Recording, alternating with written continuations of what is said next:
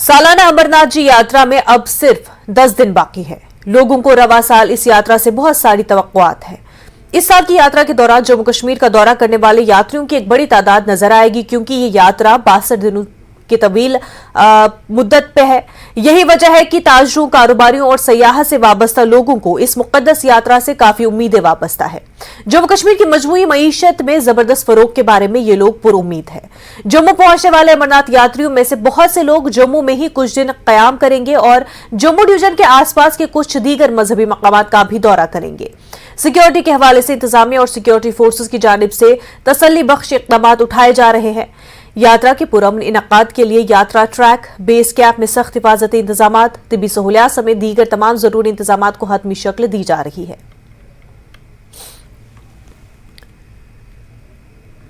वहीं रुकन पार्लियामेंट और एनसी सदर डॉक्टर फारूक अब्दुल्ला ने बालतल के रास्ते से श्री अमरनाथ जी की सालाना यात्रा की तैयारियों का जायजा लेने के लिए बालतल का दौरा किया। बालतल बेस कैंप में मुतल्लिका हुकाम के साथ मीटिंग के दौरान फारूक अब्दुल्ला ने सेहत की देखभाल, बिजली, मवासलात, पानी की फराहमी और सफाई सुथराई, डिजास्टर मैनेजमेंट, सिक्योरिटी ग्रिड और यात्रियों के लिए दीगर तमाम बुनियादी जरूरियात के लिए किए गए इंतजाम पर तबादले ख्याल किया। इजलास में सिविल और पुलिस इंतजामिया के अफसरान मौजूद थे। खुशी हुई कि हर चीज को देखा गया है। इनकी टेंटिंग अकोमोडेशन अच्छी है, लंगरों के लिए जगह रखी गई है। अस्पताल, बेस अस्पताल बहुत अच्छा बना है। 100 बेड्स का बेस अस्पताल है, उसमें आईसीयू भी है। सिर्फ एक चीज हमने देखी, नर्सों की कमी है। फीमेल नर्सेज की ज्यादा जरूरत है और उसकी तरफ मैं गवर्नमेंट को जरूर गुजारिश करूंगा कि फीमेल नर्सेज को यहाँ पे डिप्यूट किया जाए।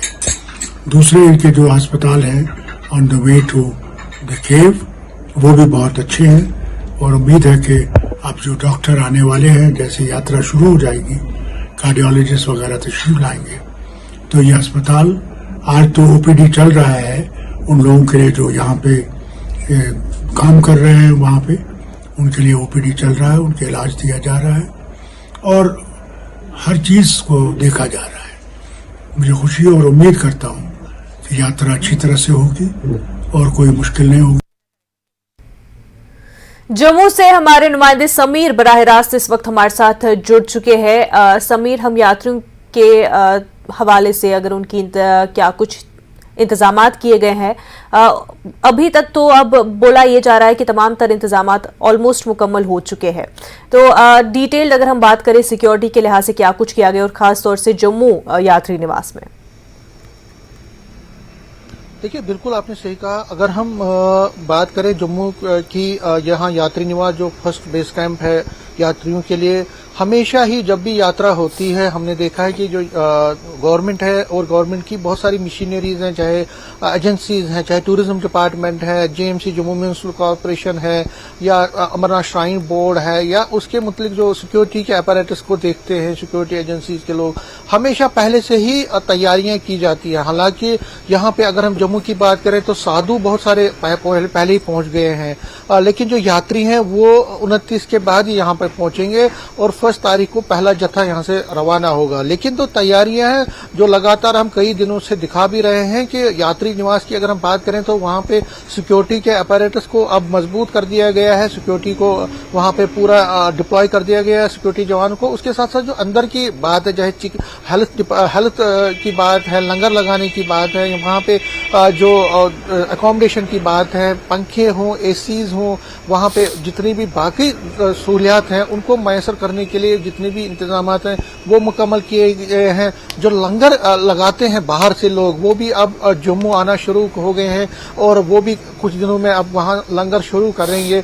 उनको देखिए, सबसे बड़ी बात है कि इस बार 62 दिन की यात्रा हो रही है, इसीलिए लखनपुर से लेकर पूरा केव तक जितने सिक्योरिटी के इंतजाम, जो हमने पहले ही कहा कि जो केंद्रीय गृह मंत्री अमित शाह, उन्होंने खुद कहा है एक मीटिंग में, जब दिल्ली में उनकी मीटिंग थी, उन्होंने निर्देश दिया था कि सिक्योरिटी के अपैरेटस में कोई भी कमी नहीं आनी चाहिए और उसके साथ साथ सहूलियात जो है, फैसिलिटीज है, वो अपनी जगह है, लेकिन सबसे बड़ी तवज्जो और सबसे बड़ी जो प्रायोरिटी है वो सिक्योरिटी को मजबूत करना है, सिक्योरिटी ग्रिड को मजबूत करना है। उसके लिए 60,000 से ज्यादा जो जवान है मुख्तलिफ एजेंसीज के, चाहे सीआरपीएफ है, आर्मी है, पुलिस है, है या बाकी एजेंसीज के, उनको लगाया जाएगा पूरे लखनपुर से लेकर केव तक। तो ये सिक्योरिटी का है। और बाकी जितना एलजी मनोज सिन्हा लगातार इसको मॉनिटर कर रहे हैं, आपने देखा लगातार वो इस पे दौरे भी कर रहे हैं, जो बेस कैंप्स हैं, चाहे पहलगाम हो या उसके आसपास के इलाके हों, श्रीनगर में जो बेस कैंप्स हैं, यहाँ जम्मू में जो सिविल एडमिनिस्ट्रेशन के लोग हैं वो भी पूरी तरह से इस पे नजर रखे हैं कि जो भी यात्री अब पहुंचने वाले हैं अगले कुछ दिनों में, उनको हर किसी चीज का फैसिलिटीज मिले, उनको हर किसी चीज की सहूलियत मिले, उनको कोई भी दिक्कत यहाँ पे ना हो। वो यहाँ, और सबसे बड़ी बात है यहाँ पे जो एक प्लान बनाया गया है कि जितने भी यात्री, अगर कोई यात्री चाहे तो वो यात्री निवास में अगर उसको 2-3 दिन ठहरना है या मौसमी हालात की वजह से मौसम खराब होता है तो वो रुकता है कुछ दिन के लिए, तो उन दौरान वो बाकी जगहों पे, चाहे शिवखोड़ी हो, चाहे यहाँ बालाजी का टेम्पल जो बना है वहां पे, या जितने भी पिलग्रिमेज टूरिज्म के महत्व के चीजें हैं यहाँ पे, जो जगह है वहां पे वो जाए, वहां पे वो दर्शन करे, वहां की विजिट करे। उसके लिए भी सुनिश्चित इंतजाम किए गए हैं। बॉर्डर इलाके में, सुचेतगढ़ एरिया में या बाकी जगहों पे अगर किसी को जाना है उसके लिए बसें हैं, बाकी फैसिलिटीज, और वो भी मुफ्त में दी जाएंगी। तो जगह जगह पे लंगर का इंतजाम किया जाएगा। तो कोशिश की जा रही है गवर्नमेंट की तरफ से, एडमिनिस्ट्रेशन की तरफ से, श्राइन बोर्ड की तरफ से, टूरिज्म डिपार्टमेंट की तरफ से, जम्मू म्यूनिसिपल कॉर्पोरेशन की तरफ से, डिविजनल कमिश्नर जो जम्मू एडमिनिस्ट्रेशन है, उनकी तरफ से ये प्रयास किए जा रहे हैं, ये कोशिश की जा रही है कि जितने भी यात्री यहाँ पे आए उनको हर किसी चीज की फैसिलिटी मिले, उनको कोई भी दिक्कत ना हो, किसी भी चीज का दिक्कत ना हो। देखिए इसमें जो यात्री हैं डिफरेंट एरिया से आते हैं और जब यहाँ जम्मू पहुंचेंगे उनको यहाँ के मौसमी हालात या यहाँ के खान पान में कुछ दिक्कतें आती हैं। तो जो हेल्थ के लिए है 53 हेल्थ सेंटर्स यहाँ पे सिर्फ अमरनाथ यात्रियों के लिए बनाए गए हैं पूरे जम्मू डिवीजन में, जहाँ पे अगर किसी यात्री को कोई दिक्कत आती है, किसी को जुकाम होता है, किसी को वॉमिटिंग का मसला होता है या कोई भी दिक्कत आती है, पेन होती है, तो वो तुरंत उस निवास, उस हेल्थ सेंटर में जाएगा, वहां पे उसको मुफ्त चिकित्सा फराहम की जाएगी। उसके लिए सुनिश्चित किया जा रहा है। तो हर किसी लिहाज से, हर किसी जाविये से, हर किसी एंगल से मैं आपको कहूं कि कोशिश ये की जा रही है कि जो यात्रा जब शुरू होगी, 62 दिन की एक लंबी यात्रा होनी है, 62 दिन का एक लंबा टाइम है जिसमें यात्रा होनी है। इसमें मौसम भी खराब होगा, ये भी है कि बरसात आने वाली है, जुलाई अगस्त में बरसात भी खराब, मौसम भी खराब अक्सर रहता है। तो उस दौरान जहां जहां पे हाईवे की अगर हम बात करें, रामबन में देखें कि वहां पे यात्री निवास बनाया गया है, इस तरह श्रीनगर में भी 5 चौक एरिया में यात्री निवास बनाया गया है। यहाँ पे भी जो डिजिग्नेटेड लोकेशन हैं जहां पे यात्रियों को रहना है वो भी बढ़ा दी गई हैं। तो कुल मिला के अगर हम देखें तो कोई भी कोताही, कोई भी कसर नहीं छोड़ी जा रही है। और अगले 4-5 दिन में 25-26 तक पूरा कंप्लीट ये प्रिपरेशंस की जाएगी ताकि जो फर्स्ट से यात्रा शुरू हो तो उसमें सभी यात्री अच्छी तरह से चले, अच्छी तरह से उनकी यात्रा हो, मंगलमय यात्रा हो, किसी तरह का प्रॉब्लम ना हो। तो उसके लिए सारी जो व्यवस्था है वो की जा रही। जी बिल्कुल समीर, तमाम जानकारियां आपने दी कि किस तरह से तैयारी की गई है और क्या कुछ सहूलियात यात्रियों को पहुंचाने के लिए इंतजामिया तमाम तर इंतजामात कर रही है, इकदाम किए जा रहे हैं। हमारे साथ मुदस्सिर भी जुड़े हुए हैं। मुदस्सिर, फारूक अब्दुल्ला ने बालतल का दौरा किया और यात्रा के हवाले से क्या कुछ इकदाम किए जा रहे हैं उसका जायजा लिया। उनका कहना था कि जो फीमेल नर्सेज है वो और भी होनी चाहिए, तो उससे बेहतर जो है सहूलत लोगों को मिलेगी, जो मेडिकल असिस्टेंस है वो अच्छे से यात्रियों को मिलेगी। इसके अलावा उन्होंने इत्मीनान का इजहार किया है तमाम तैयारियों पर।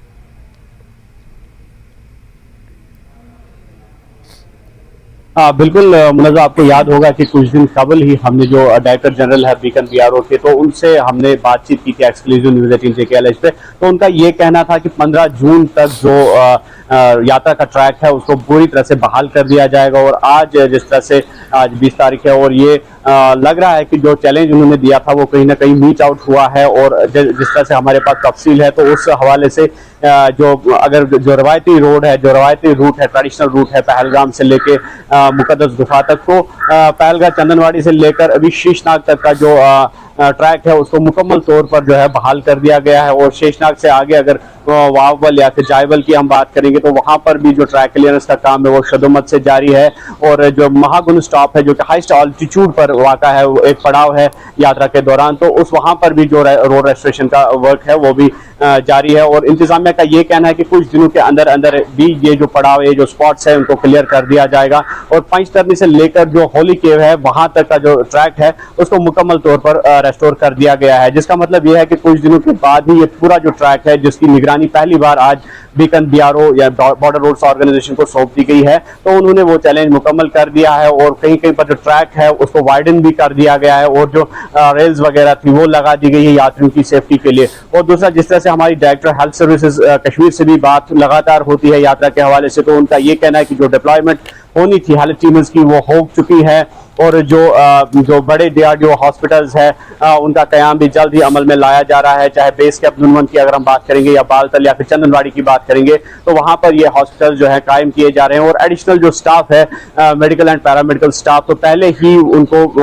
जो गुफा तक है के रास्ते हैं वहां तक मुख्तलिफ जो कैंप है उन पर तैनात किया गया है। और इसी तरह से जो इंतजामिया का दीगर अमला है, घोड़ेबान है, टेंटेज वाले हैं या पोनी वाला है, तो उनको भी रवाना कर दिया गया है। और जिस तरह से समीर भी कह रहे थे कि सिक्योरिटी एक बड़ा चैलेंज रहता है इस यात्रा में, और सिक्योरिटी के हवाले से भी हम कह सकते हैं कि पूरे जो इंतजामात है वो मुकम्मल कर दिए गए हैं और जो इंटेंसिव केयर है उसको इन प्लेस रखा गया है। जैसे RFID जो चिप बेस्ड है, रेडियो फ्रीक्वेंसी डिवाइसेस जो है उनको इन प्लेस रखा गया है और वो पिछले साल भी जिस तरह से उसको इंट्रोड्यूस किया गया था, इस साल भी उसको जो है उसका यूज किया जाएगा। और जो यात्रा की मूवमेंट है, यात्रियों की मूवमेंट है, उसको बराबर मॉनिटर किया जाएगा थ्रू GPS लोकेशन। और इसके अलावा जो ड्रोन कैमराज है, जो सर्विलांस टीम्स है, उनको भी जो है तैनात किया गया है। और इसके अलावा 3 टायर सिक्योरिटी सिस्टम, यानी कि जिसमें जम्मू कश्मीर पुलिस है, जो पैरामिलिट्री फोर्सेस है, CRPF है, BSF है, SSB है, और उसके अलावा जो आर्मी है, आर्मी का एक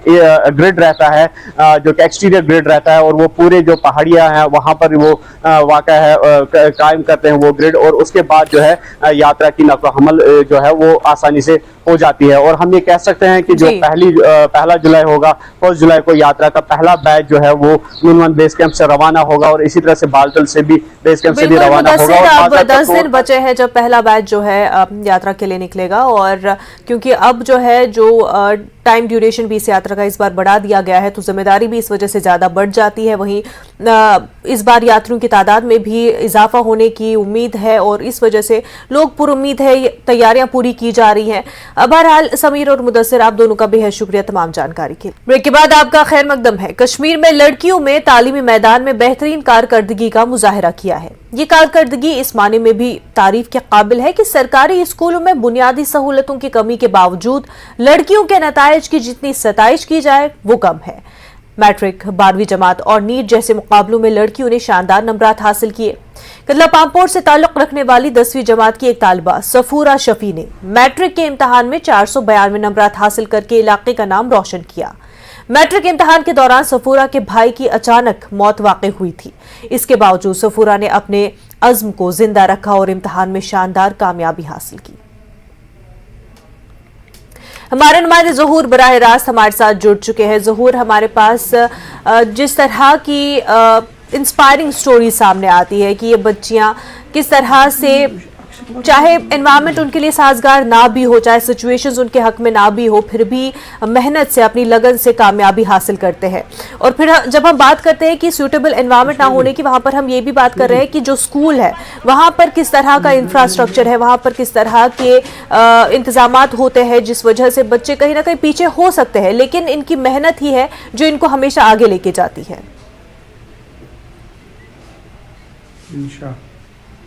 बिल्कुल मुनज़्ज़ा, ये बात सच है कि हमारे स्कूलों में उतना इंफ्रास्ट्रक्चर नहीं है जितना कि होना चाहिए। लेकिन अगर हम बात करें हमारे तलबा व तालिबात की, और रिसेंटली जितने भी एग्ज़ाम्स के नताइज बिल्कुल हमारे सामने आए, चाहे वो 12वीं जमात के नताइज हों, चाहे वो मैट्रिक इम्तिहानात के नताइज हों, या फिर हाल ही में नीट की आप मिसाल ले लीजिए, तो पुलवामा से जो है एक बच्चे ने क्वालिफाई किया। उसी तरह से हमारे वट्टू इलाके से ट्विन सिस्टर्स, और इसके साथ साथ कल जो मैट्रिक के इम्तिहान के नताइज सामने आए उसमें भी जो स्कूल्स हैं उनने काफ़ी एक्सेल किया। अगर हम सरकारी स्कूलों की बात करें, ये बात बिल्कुल आया है कि सरकारी स्कूलों में उतना ज़्यादा अच्छा इंफ्रास्ट्रक्चर नहीं होता है, लेकिन दाद देनी पड़ेगी ऐसे तलबा व तालिबात के जिन्होंने ऐसे इम्तिहानात में जो है अव्वल नंबर हासिल किए।